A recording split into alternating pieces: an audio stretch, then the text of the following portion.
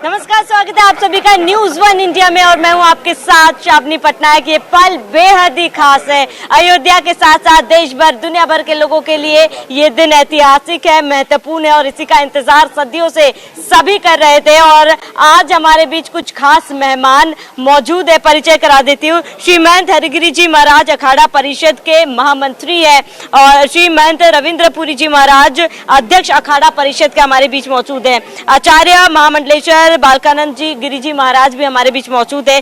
किन्नर अखाड़े के महामंडलेश्वर अध्यक्ष हमारे बीच मौजूद है। इन सभी से जानेंगे। बता दें कि अखाड़ा परिषद की तरफ से तमाम तीर्थ स्थलों से आज जल लेकर यहाँ पर लाया गया है कलश में और ये कलश यात्रा थोड़ी देर में यहीं से निकलेगी। मैं महाराज जी से महाराज जी 500 साल का इंतजार अब पूरा हो रहा है। कलश यात्रा थोड़ी देर में अखाड़ा परिषद की तरफ से निकाली जाएगी। कैसा महसूस कर रहे हैं आप? बहुत बहुत आशीर्वाद, साधुवाद आप सबको।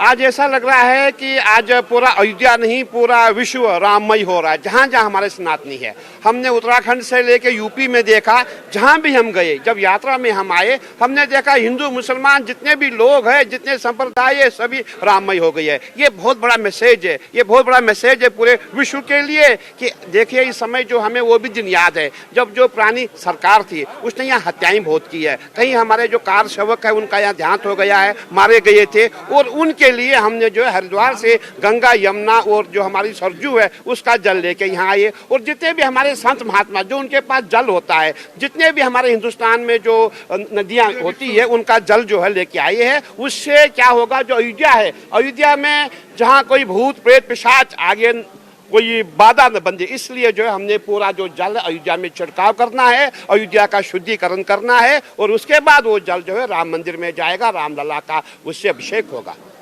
अब महाराज जी कहाँ से ये जल जो है कलश में लेकर आया गया है और आज रामलला का जलाभिषेक किया जाएगा।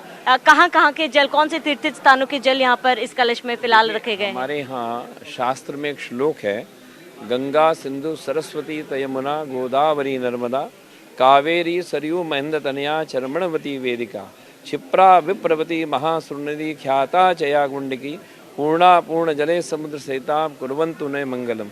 तो ये सब महानदियों का जल तो आया ही आया है, लेकिन साथ साथ इसके साथ जन भावना भी और जन आस्था भी आई है। और हमारे यहाँ जल नहीं है, ये इसको हम अमृत कहते हैं, ये अमृत आया है यहाँ पे।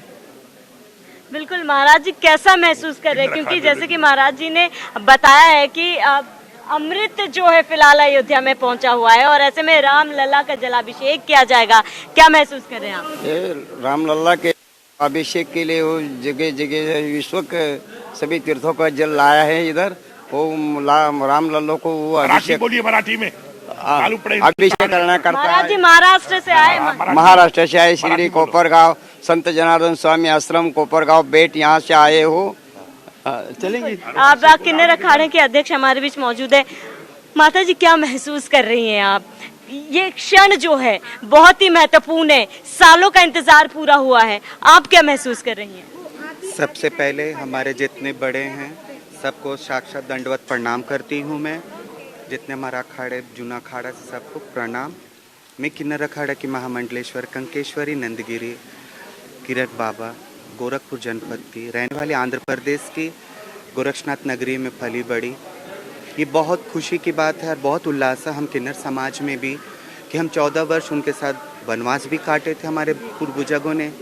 आज 500 वर्ष के बाद हमें यकीन नहीं थे कि इस युग में हमें वो चीज़ देखने मिलेगी जो लुप्त थी। आज हमें बहुत खुशी हो रही है और सब हमारे किन्नर समाज रामलला को देख के बहुत उत्साह है। और मैं सब भाग्यशाली कहती हूँ कि मैं दक्षिण के रहने वाले उत्तर प्रदेश में आके अयोध्या नगरी में आज प्रवेश की हूँ। देखिए माता जी जब जिक्र कर रही थी वो 14 साल वनवास का, वो काफी भावुक भी नजर आई है, उनके आंखों से आंसू भी नजर आ रहे हैं। महाराज जी एक क्षण के लिए क्या कहेंगे आप? मैं कहूँगा सर्वे भवन्तु सुखिनः। इस बात को ध्यान में रखते हुए अखाड़ा परिषद के अध्यक्ष और अखाड़ा परिषद के महामंत्री श्री हरिगिरी जी महाराज सब ने समस्त पूरे विश्व से जल को, तीर्थों के जल को मंगा करके और इस पूरी अयोध्या और पूरे अवध को पवित्र करने का जो संकल्प लिया है और जितने भी हमारे महापुरुषों ने बलिदान दिया उनकी आत्माओं को मोक्ष प्राप्त हो, परमात्मा का स्थान प्राप्त हो, ऐसा जो कार्य का संकल्प अखाड़ा परिषद के अध्यक्ष माननीय श्रीमंत रविंद्र पुरी जी महाराज और महामंत्री श्री हरिगिरी जी महाराज ने जो संकल्प किया है, ये प्रमाणित करता है भगवान श्री राम के उस कुल को। जिस प्रकार राजा सगर के 60,000 पुत्रों को तारने के लिए भागीरथ जल लेकर के आए, ठीक उसी प्रकार उनके रोल में ये दोनों महापुरुष जो हैं आज यहाँ पर उस जल को ला करके और इस पूरे अवध को पवित्र करने का इन दोनों का जो संकल्प है, ये और समस्त 13 अखाड़ों का प्रतिनिधित्व अखाड़ा परिषद करता है। और उन दोनों अखाड़ा परिषद के दोनों महापुरुषों ने जो संकल्प लिया है, ये बहुत सराहनीय है। और देश के युवाओं को मैं ये संदेश दूंगा, अब राम राज्य प्रारंभ हो गया है और राम युवाओं के आदर्श हैं, तो हर एक युवा कल अपने माता पिता के चरण छू करके उनसे आशीर्वाद प्राप्त करे, जिससे कि महसूस हो और पता लगे कि अब राम राज्य आ गया है। जय श्री राम राज्य आ गया और तस्वीरों से आप अंदाजा लगा सकते हैं कि राम राज्य वाकई में अयोध्या में समाया हुआ है और ऐसे में इन सभी की खुशी और उल्लास का अंदाजा नहीं लगाया जा सकता। हमारे साथ स्टूडियो से सहयोगी राघवेंद्र जुड़े हुए, राघवेंद्र के साथ भी कई महत्वपूर्ण लोग, अहम लोग मौजूद है। Raghavendra, over to you.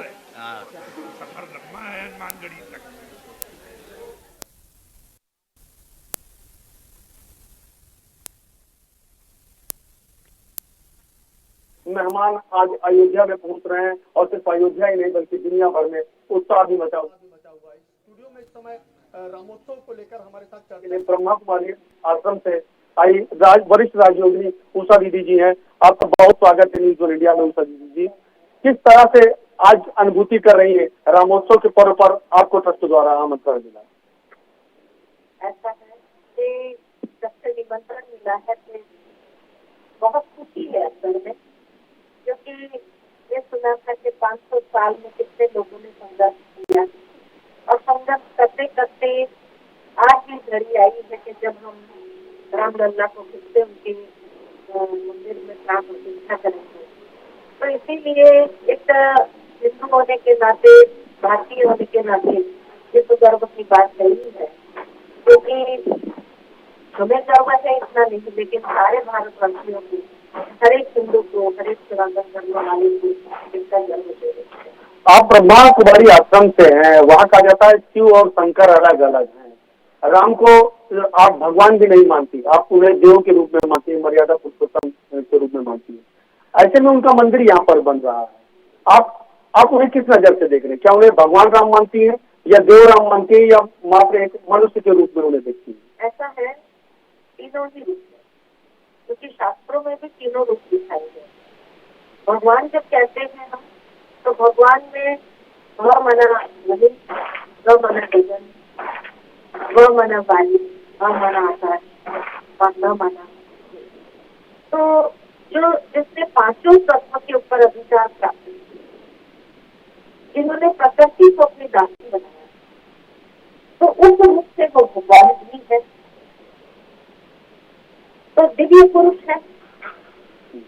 Treta युग में होते 14 कला संपन्न हो गए, तो इसीलिए उसको देव स्वरूप भी दिखाया गया है और साधारण मानव के लिए उन्होंने जन्म लिया।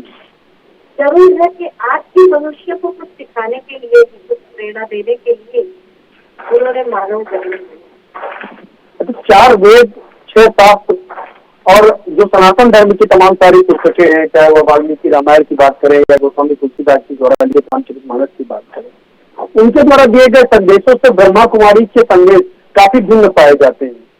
लोगों का तो ये भी आरोप है कि ब्रह्मा कुमारी आश्रम वाले जो है वो सनातन धर्म को नहीं मानते या उनका दूसरा ही धर्म चलता है।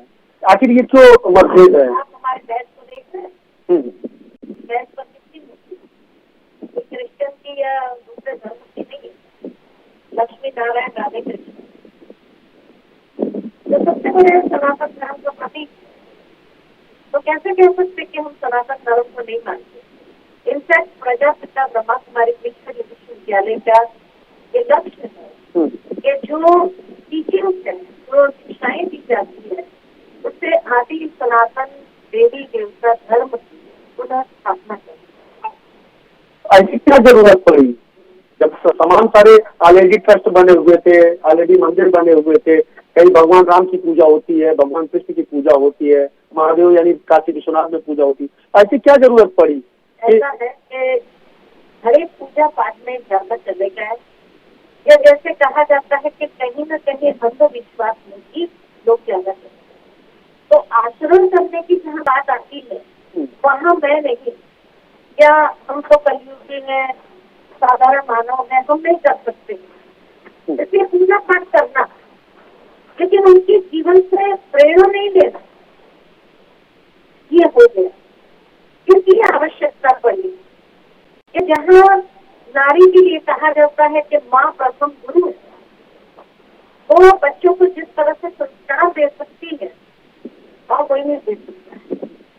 इसीलिए भगवान ने भी ये समझा कि जहाँ नारी का पूजन है वहाँ देवता रखते बात करते, तो इसीलिए माता प्रथम गुरु है, और इसीलिए नारियों का उत्थान जब तक नहीं होगा, उनको जब तक ये माना जाए कि नारी नर का द्वार है, अरे नारी नर का द्वार है तो नर क्या है, तो इसीलिए जो है जब तक उसको उठाएंगे नहीं, उनको स्वर्ग का द्वार नहीं बनाएंगे, तब तक ये भारत की संस्कृति भी जो दिनों दिन गिरती गई, उसका उत्थान तभी होगा जब नारी का उत्थान होगा। नारी, माँ और बच्चों की बात से आपकी याद आया कि अब ब्रह्मा कुमारी के आश्रम पर एक ये भी बड़ा आरोप लगता है कि आपके यहाँ लोग अविवाहित होते हैं, कहीं ना कहीं वो सृष्टि के नियम को चैलेंज करते हैं, शादी न करने की सलाह देते हैं, और जब शादी विवाह नहीं होगा तो आखिर कैसे जो है ये सृष्टि चलेगी? जब कुछ करना होता है ना तो कुछ त्याग भी करना पड़ता है, दोनों लड्डू साथ में लेकर नहीं चला जाता, दो नाव में पैर नहीं रखा जाता है, ये चल। इसलिए कोई चीज को प्रैक्टिकल करना है, किसी चीज के लिए हमें कमिटेड रहना है, प्रतिबद्ध होना है, तो उसके लिए कुछ त्याग करना भी जरूरी है, बस बिना त्याग के भाग्य नहीं प्राप्त होगा। दूसरी बात जो कहा जाता है कि अविवाहित है, सच पूछो तो हम अविवाहित है ही नहीं, हमने भी शादी की है, लेकिन उस परमात्मा के, और परमात्मा को जो दुनिया में लोग कहा जाता पति परमेश्वर, हमने परमेश्वर को पति बनाया। तो कौन कहता है हम सब शहरों में रहते हैं, जंगल में नहीं रहते, आप लोगों के बीच में रहता है, त्योहार मनाते हैं, हर प्रसंग में आप लोगों के साथ कदम में कदम मिला के चलते हैं, तो कौन कहता है कि हम नहीं रहते, हम अलग हैं। यानी आपने ईश्वर से ही विवाह कर दे जैसा प्रण लिया।